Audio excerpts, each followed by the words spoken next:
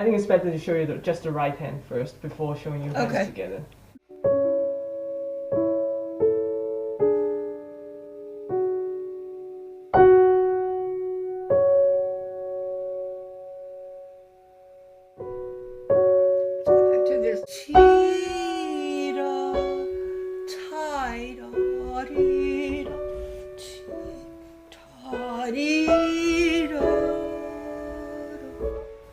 It's so beautiful. So there's some density. There's my word, density. So you get the density. Now in a different mood here. Bum, bum, bum, bum,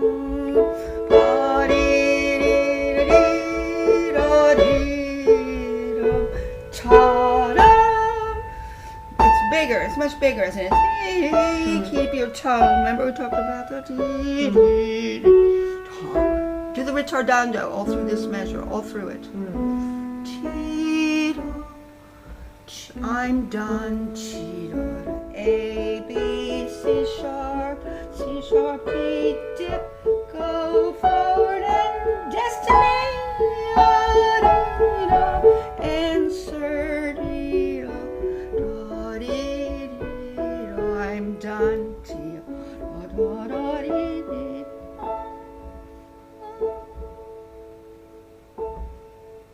Okay, see if you can have the mood switch when you get to that bum bum bum bum.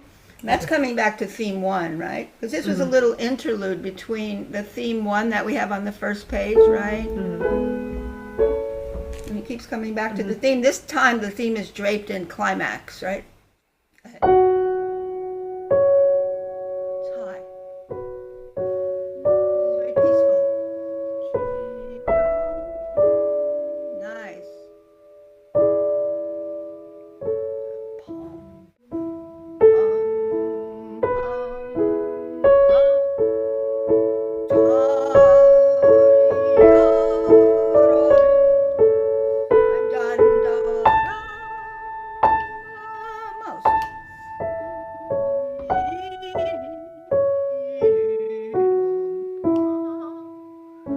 Take your time.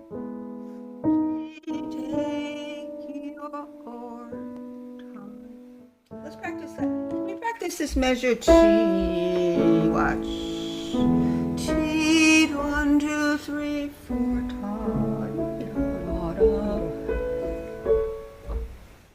It's a tricky measure because you have to have, know exactly what you're doing and when you're resolving and then when you're ending the piece with the new idea at the end from the beginning, right? From the introduction.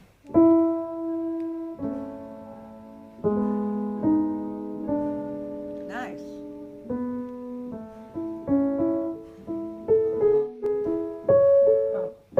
Push. Remember this stretch. T, 1, 2, 3, 4. Because there is still 3/16 going through that dotted eighth part, right? But it's stretched out, but it's evenly stretched out. And then you have a new set of 16ths in an odd tempo. It's getting back to the original tempo when it comes back right at the end. It's a rubato, really. It's this. Because remember when you do a ritardando, it's a stretch. It's not measured that much. Watch. You can't be too clinical about that at all, or else you're going to sound like a robot.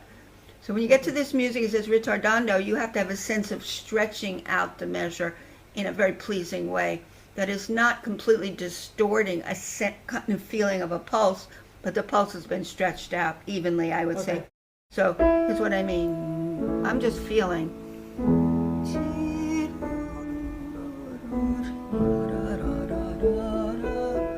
To me, that's what the ritardando measure was like.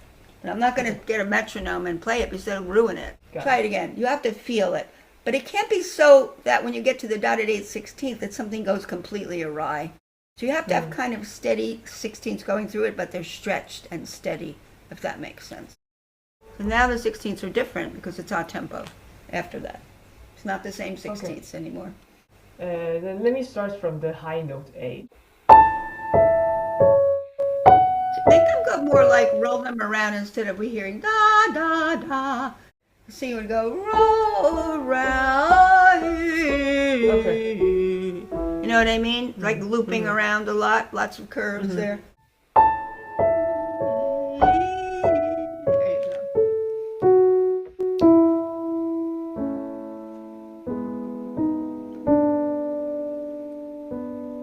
Good enough.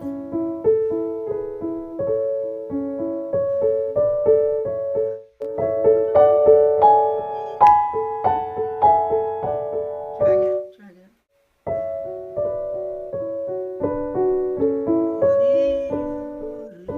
Lots of curves.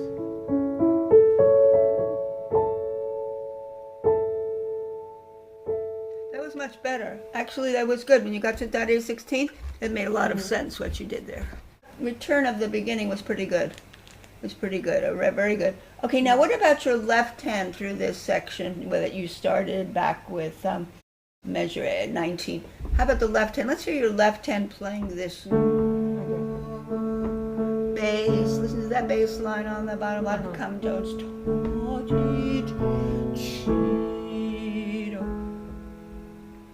Lots of students, they tack on the bass. They go, okay, it's a lot of repeated notes. I'll just tack it on, pay attention to the right hand. But you can't do that, can you? Good thing here is to follow your fundamental bass line, because that's like your out of frame is your melody and your fundamental bass. And you got the harmony added filler with those common tones and so forth. You have, chordal sense, a choir sense in this too. Okay, show me what you're doing. Let's start at the beginning of that measure, 19, left hand only.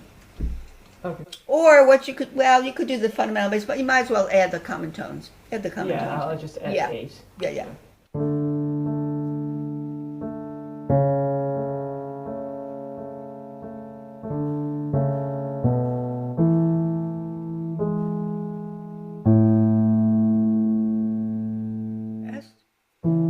Rest.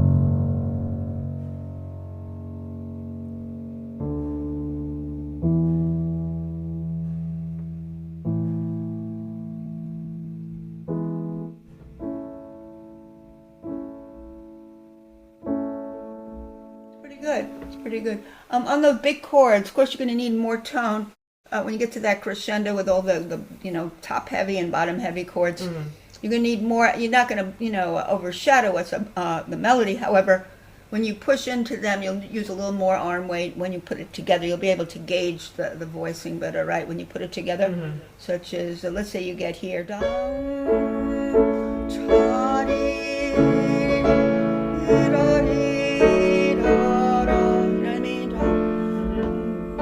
Talked about the fact that if you have repeated chords in pairs, that you're not thinking each one is the same, but the first one kind of carries the energy over to the second one, right? We talked about that, like this.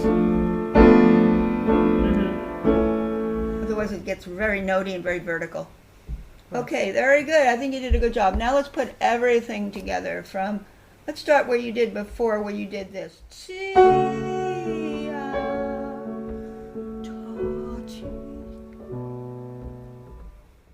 In music, everything comes from somewhere and then arrives but goes somewhere else. So there's never a stop in the music, right? Even with a rest that you're breathing over a rest. That's a classic place where a lot of students will finish that tie and then suddenly this comes from nowhere. Instead of coming out of what you just played at the right moment, right? Horizontal kind of motion in music. It's very horizontal. Like we speak horizontally. Okay, we're over there with the RF. Good enough to do 2 5s next to each other. Yeah. The pedal helps that too, because you have 2 pedals there.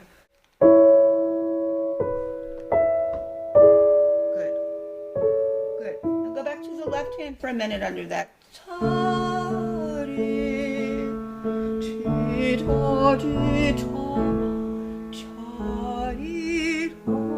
I'm singing the top part as I'm playing the bottom part. Mm-hmm. To know how I'm shaping it. Mm.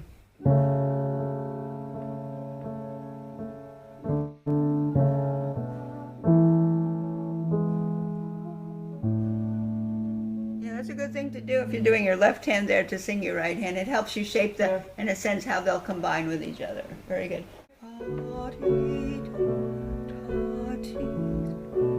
Pedal, pedal, pedal, pedal, pedal. It's going horizontal, but it also has a breathing space between the notes, but they're going horizontal. Pom, pom, pom, pom, pom, pom, to there.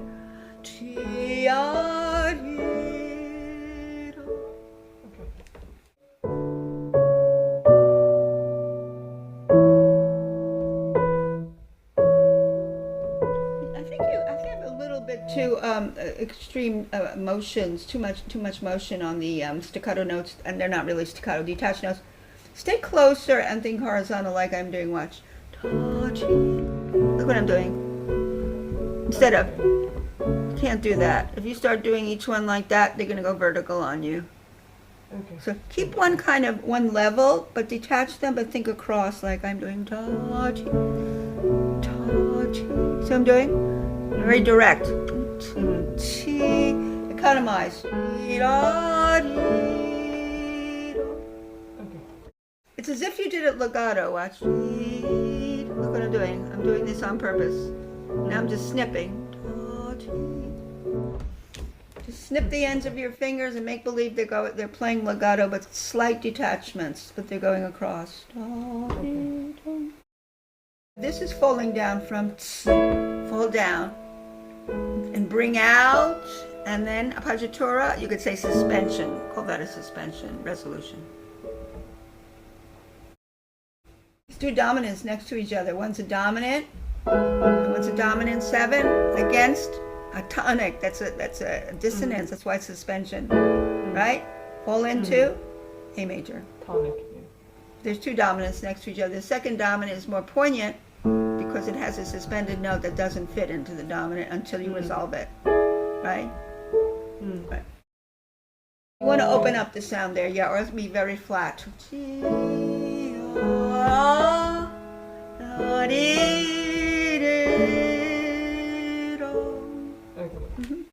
See, this is falling down, right?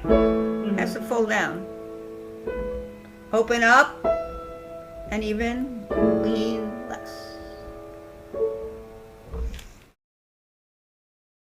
This is where knowing a little bit of theory helps figure out what you're doing.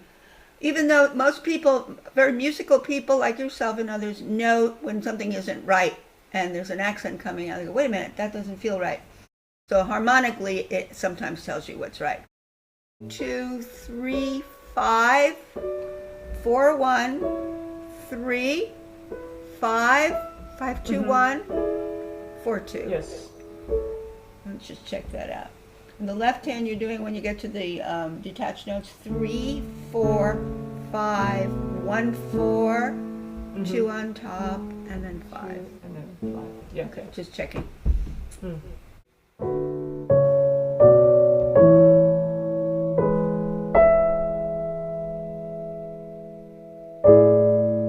It's kind of hard to find that 5-5 there, right? You're coming down 5E, and yeah, you have to get used to that.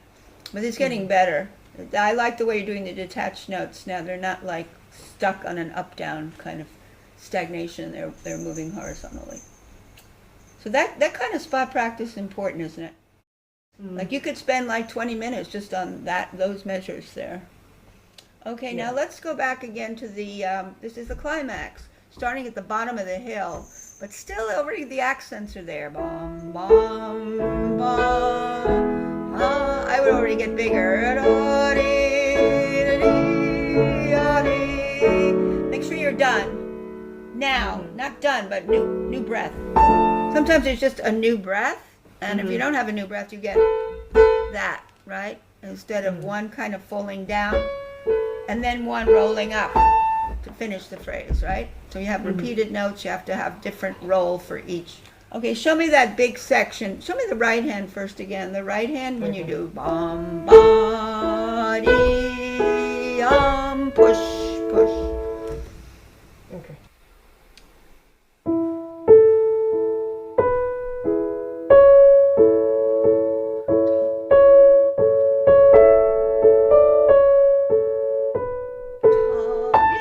This is big, double F.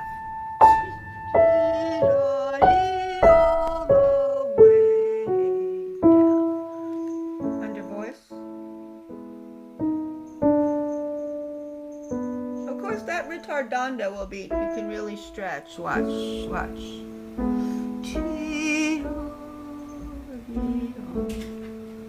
I didn't count that to myself. I just knew what I wanted internally to hear myself. Let's hear the left hand now with the chords, starting in where that theme comes. Bum, bum, bum, da, da, dee, da, da, dee, da, da, da, dee, da, da. Okay, starting with the chords in the left hand. Bum, bum.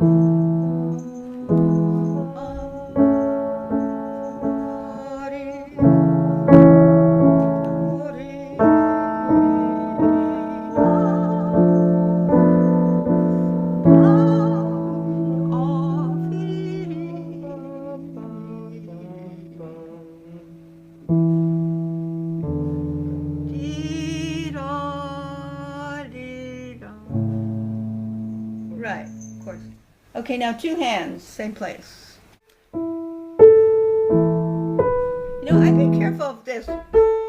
I would like push into bum, bum, bum, bum from below, Bum, bum, pum, pum. Some pianists might go this way. It's awfully offensive to the ear to hear someone jabbing at the notes like that in a very singing tone piece like this.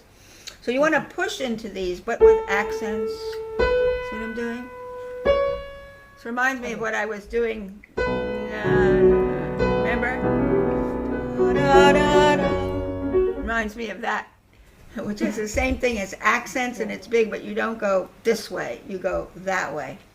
Bum, body, push. See, I'm pushing. So I'm doing this. See how I'm playing these? Can you see that? You see that? So not this way, that way. But I don't think you're doing that. But you need more arm weight, though. You need to have that density, arm weight, everything else. Resistance under the keys. But it's an upbeat, really, in the middle of the measure. Ta, tom, pom, pom, pom. I don't have enough oxygen today. So pom, pom. Okay. Pom. Okay, so if you come out of this, where did you come from? Pom, party, Yeah, I have to start a new phrase. You have to know where you came from to know where you're going. That's for sure in music. So beginning of 21. Gee, I'm done. New idea. But I'm not convinced that that pickup E is really a new idea. Even though it's going across, it has to be, something's changing. I finished this gorgeous phrase which came out of See,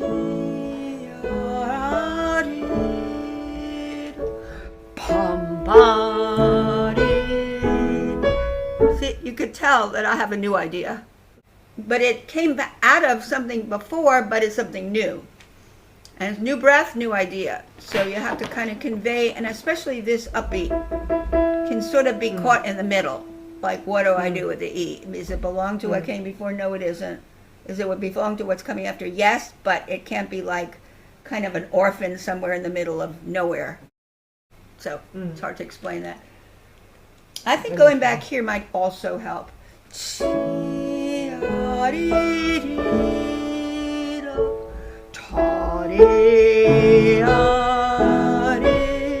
Does that make sense how I breathed that?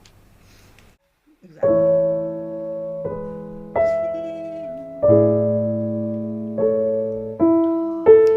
Good.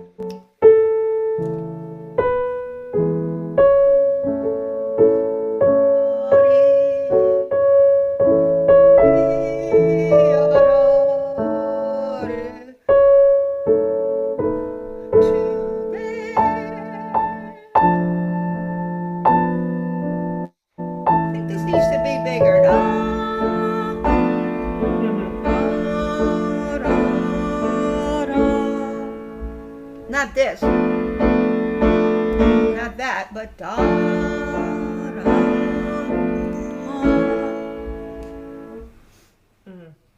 Lean less, most. So you're really going from here to there.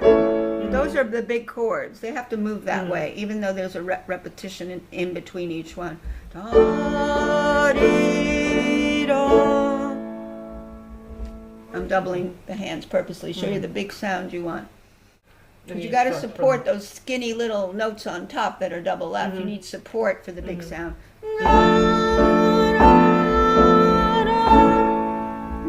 Right here? Nice fullness. You need the richness of that choir. Big sound. But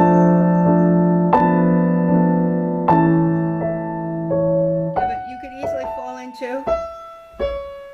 Yeah. It's easy for that to happen because you have all these chords, and then you go, oh, how did I do the chords? I'll do the chords like I do the right hand, but it's different. Chords are supplying harmony. They're not the melody. So da, dee,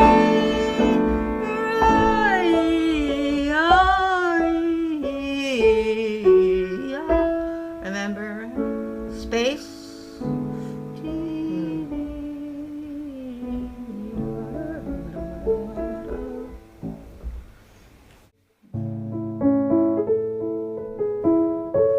So if you came out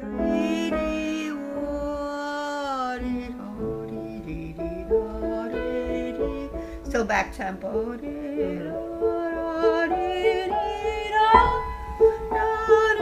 Answer. Sequence, right?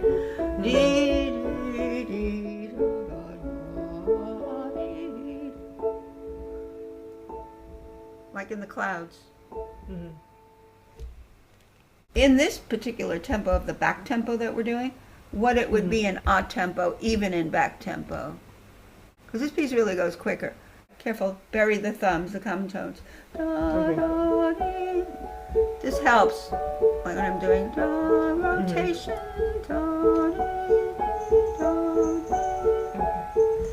That buries the thumb. When you rotate a little bit, or you have a forward wrist roll, here you have a little rotation, I think. Rotation, and then most rotations at the top, right? That big jump. It really helps to rotate. Those rotations really help there. Otherwise you get really cramped and stuck and up and down, and lots of common tones jump out otherwise. Just start the right hand.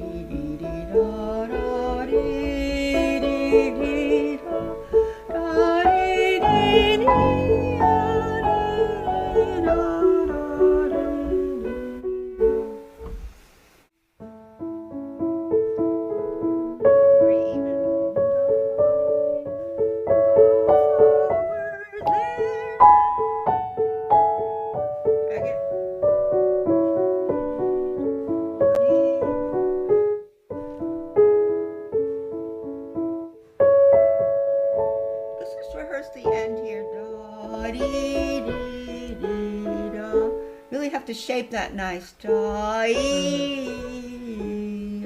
the melody, right? I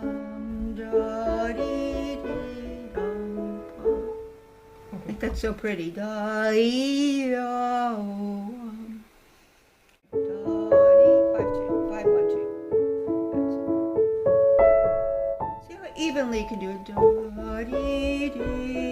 I'm done. Use your wrist here, like I'm doing.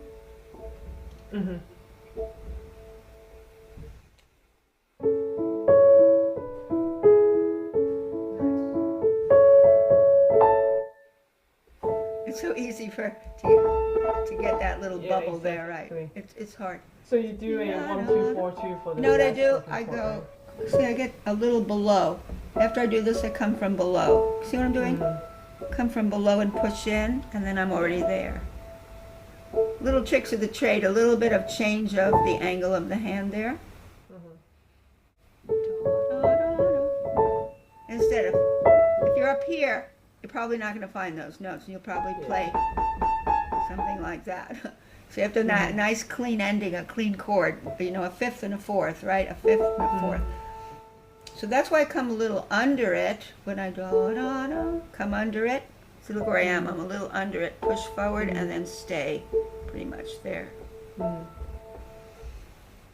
Show me here again. Da dee da, I'm done. Dee da da da da da from below, and then I'm already there. That little bit of below gives me more security in finding that. See where I am right here? And then once I play that first chord, then I'm just doing that. I'm level now. But my supple wrist is, I'm always got a loose wrist. Yeah. Don't ever tighten your wrist for a chord. You'll get a real squeezy sound. Da-dee-dee, I'm done. Dee-da-da-da-da-dee, below. I'm down there. And I want to bring out that top one, right? Voice to the top A at the end.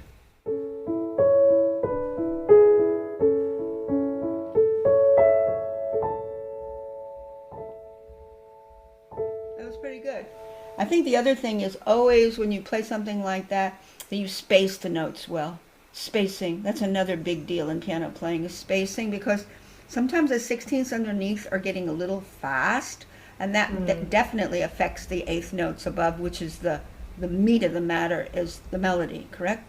And so you got to be careful that you're spacing all your 16ths nicely, but not being in a mechanical way, but in a musical way.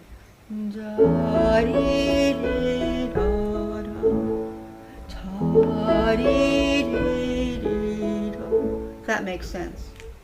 Good.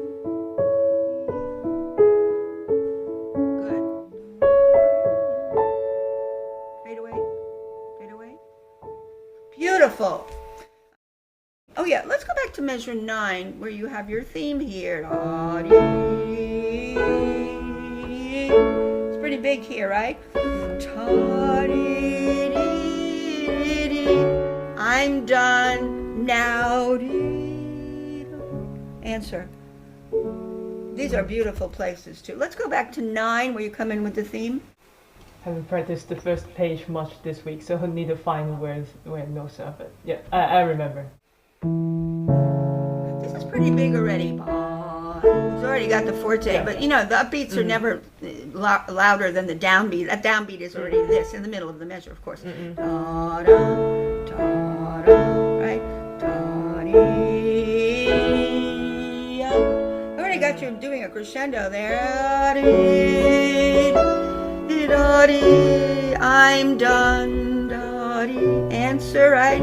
Not too soft yet, because this is the third answer.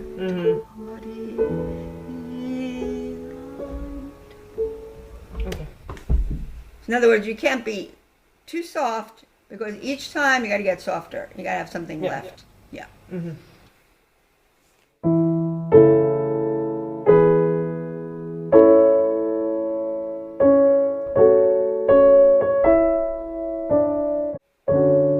Yeah, that's that gorge dissonance. Suspension falls into the B minor chord, which is the 2 chord of A major. See, the 2 chord is a minor chord in all major scales. The 2 chord is always a minor chord. In a minor scale, the 2 chord will be a diminished chord. You should always do chords on every scale degree to know what in a minor key or a major key what it is. Okay, so in A major it would be, that's what it would be, right? Okay. Anyway, let's go back to it. So you're saying that the beginning... He went over to all A major, but then he emphasized the 2 chord there. He put a little embellishment on the 2 chord with a suspension over it. Yeah. Suspension, resolution, 2 chord.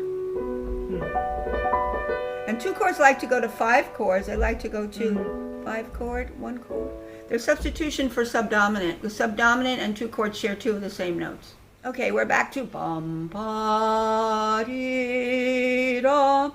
Make sure the C sharps go across, because they could get too much up, down, C sharp, C sharp, C sharp, right? They're 1 C sharp going to that.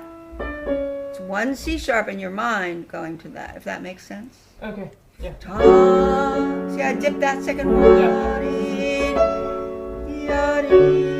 Resolve. I didn't resolve too softly though, because I got to get softer here. Da dee dee da. Now I really have to get soft. Da dee I'm da. Okay, chord is a B minor chord. There it is. That's what it is. Here it is. 2 chord, 6 chord, 5 chord, 1 chord. So that's a beautiful little kind of sideshow in F sharp minor, but really it's not F sharp minor. It's the 6 chord decorated with its dominant. It's a secondary dominant before it, right? Right? Yeah, it's. But really, it plays the role of going to the primary dominant of A major. So he didn't really go out of the key. He just decorated its 6 chord. First he had a 2 chord B minor, then he went to the 6 chord, decorated with a C sharp major dominant over it, and then came back to the primary dominant. And so that's beautiful. You got to know all that stuff. I don't mean that you're going to get tested on it, but that it feeds into your playing. Because F sharp, 6 chord is totally beautiful chord in the middle of there. It's just a beautiful, transition there. Beautiful. You have to appreciate the beauty of the 6 chord and its secondary dominant.